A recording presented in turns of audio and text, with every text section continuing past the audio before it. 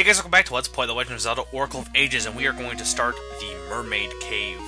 Now, as I mentioned in the last video, the Mermaid Cave actually has two sections to it. One is in the past, and one is in the present. So think Spirit Temple from Ocarina of Time. It's pretty much the same kind of thing. Except with Spirit Temple, you did one half of the dungeon as a kid, and the other half as an adult.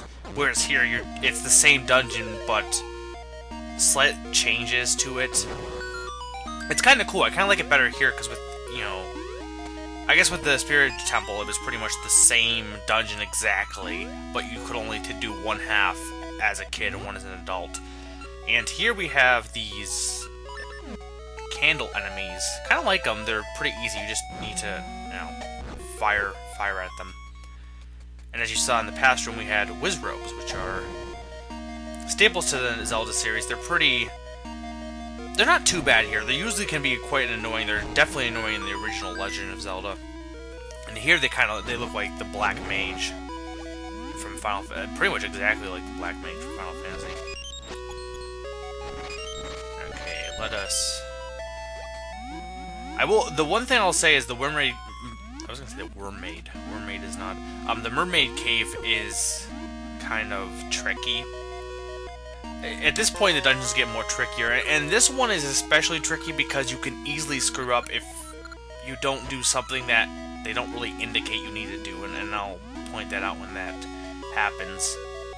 There's a point in this dungeon that kind of slips up pretty much, I would feel, everyone, because there's nothing indicates you need to do what you need to do. Okay, here, I need to light these torches. No. No. Okay, so it has to be the middle one, then.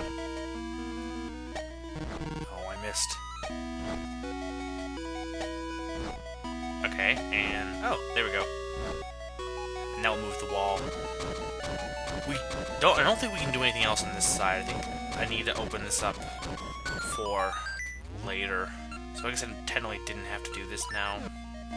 Though I might have had to open it for the future. Like, change it in the past, too. That's why you start in the past first, and then I think some of the changes you make definitely affect the future. One in particular I know for sure does. And again, I kind of like that, because the Spirit Temple really didn't do that. Again, I didn't really feel like time with the Spirit Temple. Not that this dungeon does it a ton or anything, but the Spirit Temple in Ocarina of Time just kind of felt like two separate places. I like it when games make time actual time as opposed to just two dimensions, kind of. When they treat two different time periods as two different worlds.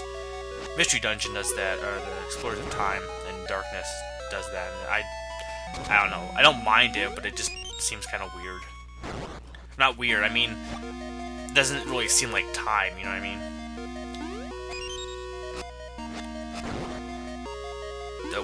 For that game, it wouldn't have made sense to treat it like time necessarily.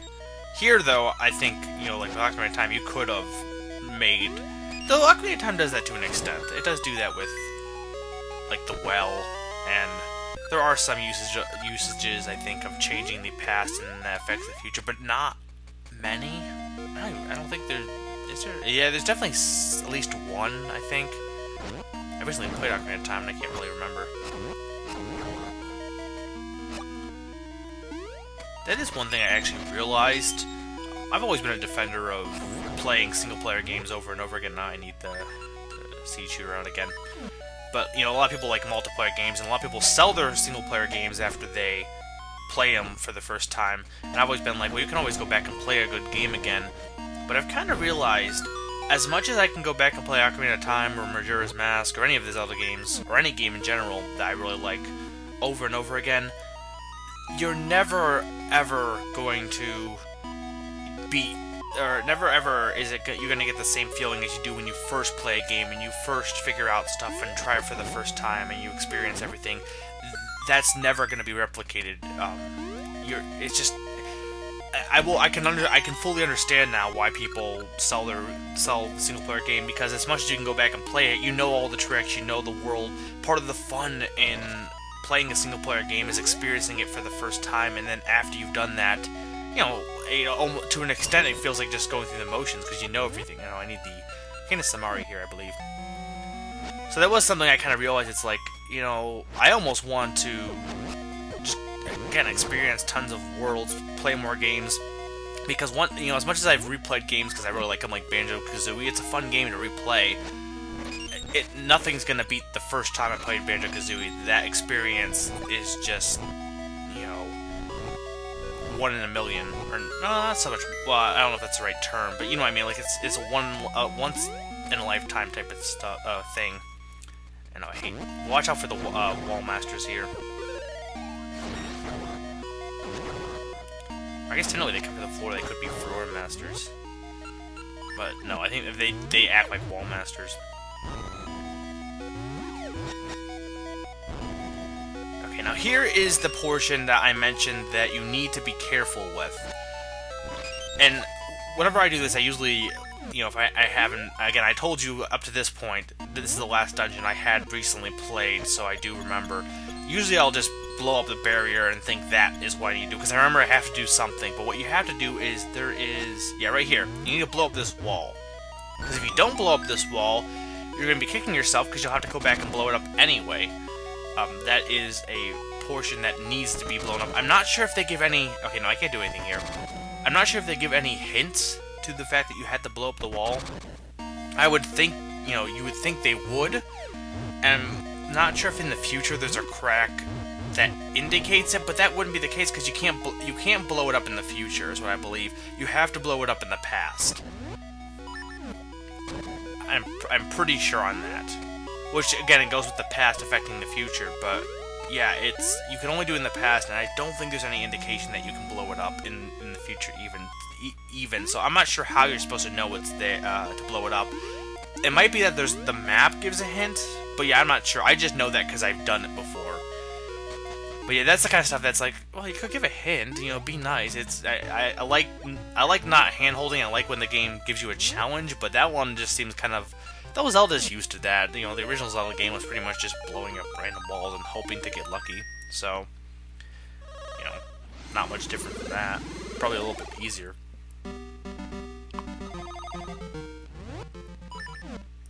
Alright, now we're going to go into the future version of this dungeon. Because I believe I did everything I needed to do in the past. Got all the keys I needed, got all the, opened all the doors I needed, did all that stuff. I could go to the future, like I should have probably gone in the future just to see what ropes and fireballs, just to see what needed done, like what your changes affect, but I know the fact that everything I did in the past needs to be done in order to continue on in the future, or most of it at least, especially bombing that wall at least. But I'd say pretty much just do all of it anyway, because you're gonna need to do it eventually. And as you can see, this is the same room that what you had to use the Cane of Samaria, but it's changed. So again, I like the fact that, you know, in the future, I don't know, the temple designers came back and decided, I don't know, redesign it or something. Not really any logic behind it, but it's still cool. And I think this is the map. Okay, no, yeah, we wouldn't have gotten the hint from the map I mentioned because we didn't even have the map yet. I must have got the compass then. I wasn't really paying. Not that I used the compass or map anyway. I mean, I wasn't really paying attention when I was opening chests. The only chests I really pay attention to are keys, because you need keys. Keys are the most important thing for dungeons. Okay, I need the seed shooter.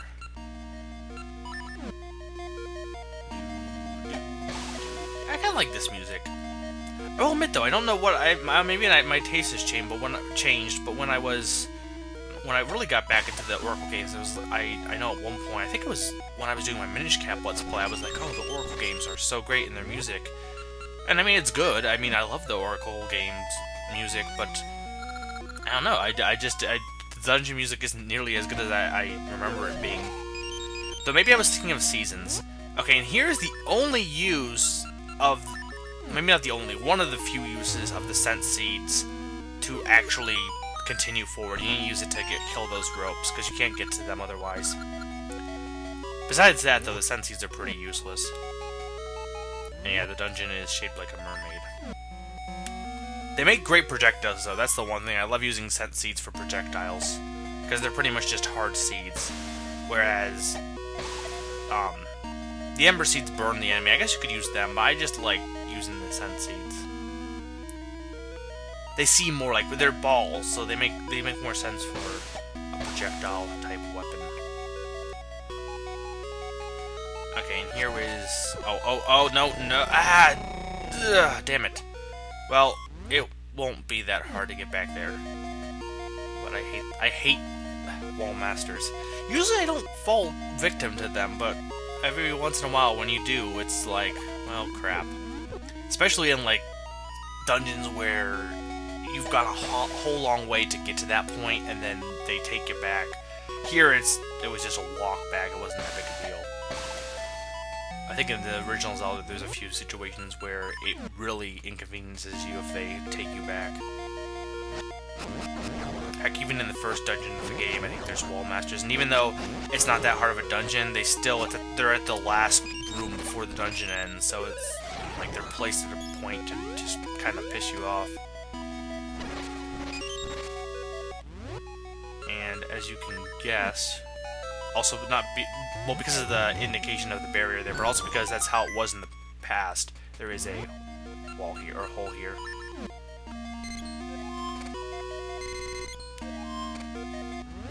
And I can blow this up too.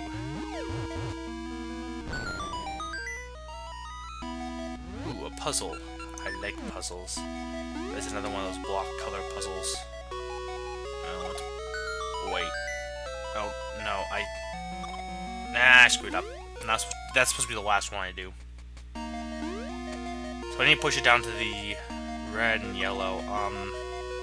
Move this like that. No. That might work for the red though, maybe. No. I need to just move it slightly. Yeah, that'll work. Perfect. Okay, now for the red one. Most of it's just moving it around to, just in the small square area. And yeah. Okay, the red is done, and then... Ow. Oh, that was sad.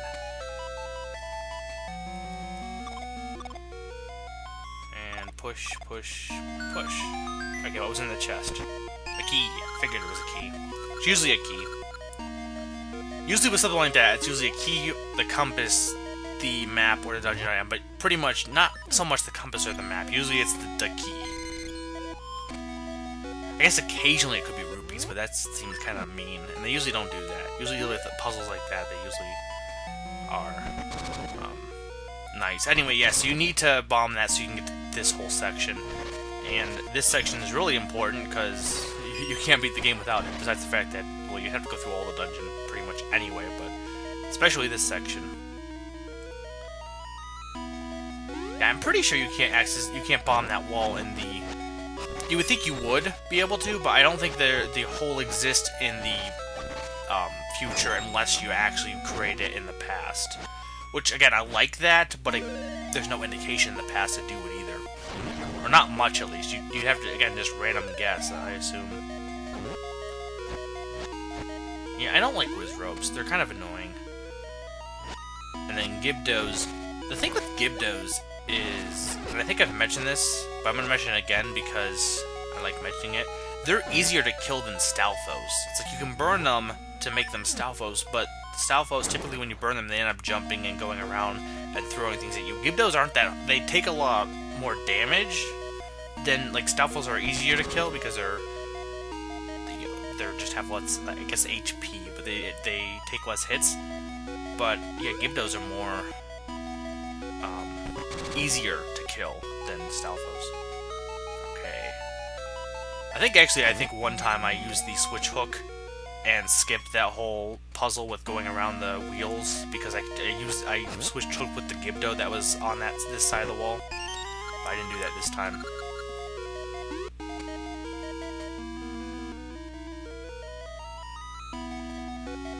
And I believe now we can drop down on the right side because we need that key first. Or I think we need that key. Maybe we didn't.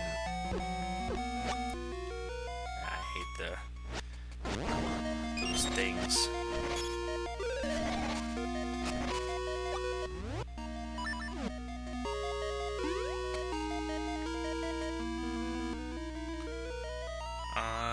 Do I need to go this way? No, I can't go this way.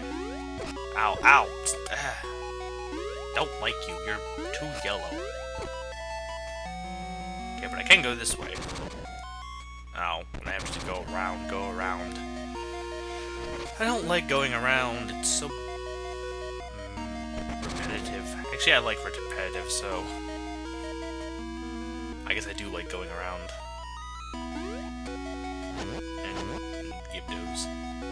Gyptos are also an enemy for whatever reason that's just fun to switch hook with compared to anything else. I don't know why, there's no real reason. Just, I don't know, it's cool to switch hook with them compared to other enemies. And, oh yeah, mini-boss. And this is actually a unique mini-boss, because it's Vyre. He's from Link's Awakening, he's one of the last mini-bosses in the game, I believe. But, specifically, Vyre appears in both seasons and in Ages, and Vyre is a henchman. So he's not just like a normal, I'm a mini-boss of this temple because I can be. He's actually trying to stop you because he works for Verran. He's not too difficult, he is a little bit tricky because he moves around, though I'm killing him pretty fast. He also talks to you, which is cool. But the main thing is if you try and swing at him, occasionally he'll swoop away, so you just gotta be careful in timing when you swing at him.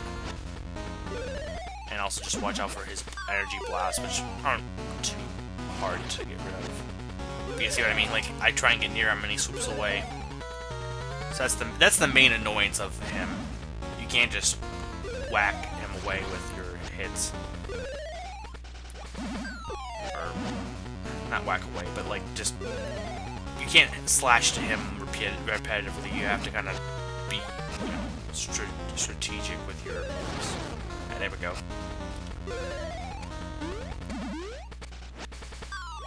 Ow, I could have hit him there. No, ow. Stop that. Okay. No. I always prefer using the